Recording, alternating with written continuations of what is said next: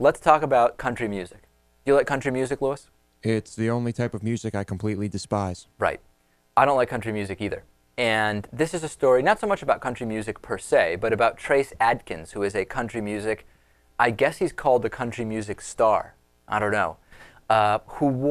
He performed a song for the NBC Christmas special, and he wore a Confederate flag earpiece cover.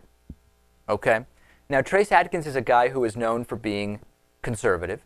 He is also part of, according to IMDb, he's part of the Louisiana Division of the Sons of Confederate Veterans. He's a big fan of the Confederacy, apparently. And he has also said that when he joined a movement to help preserve Civil War battlefields, he said that they serve as monuments to what can happen when political wisdom fails and our differences are allowed to escalate beyond reason. So this is a little bit of the clip here. Now, I'm surprised, given his background, that they had him sing Chestnuts Roasting or whatever it is instead of White Christmas. You would think White Christmas might be a more appropriate song for Trace Adkins. Needless to say, he also appears to be wearing fur. So he's really trying to cover the entire gamut of who he can offend by with this performance. Take a listen. Dressed up like Eskimos, everybody knows a turkey and some mistletoe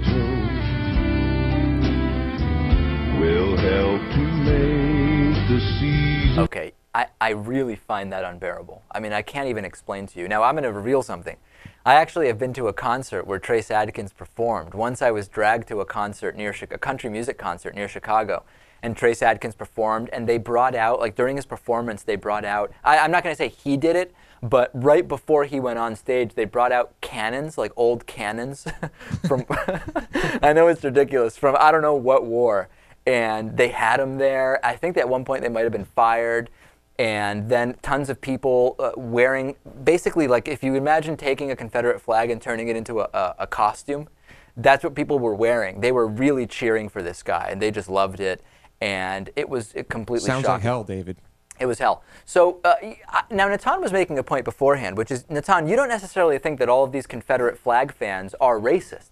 No, I'm not. I can't speak to Trace Adkins' personal beliefs and whether he's a racist or not. But I do think that a lot of the people in the South that wear Confederate imagery and things like this are not necessarily racist at all. They just really don't understand what the Civil War was really about, right. That it was about slavery. And they think that it's somehow a non-racist, non-slavery related symbol of Southern pride. And I really think a lot of them actually believe that. Now, that doesn't mean that I condone ignorance on that front, but I don't think that necessarily all these guys are racists or think that the Confederacy should have kept slavery up until the present day. Louis, imagine if they had been allowed to secede. We would at this point probably have a total third world dystopia, the likes of which you find in science fiction, right next door.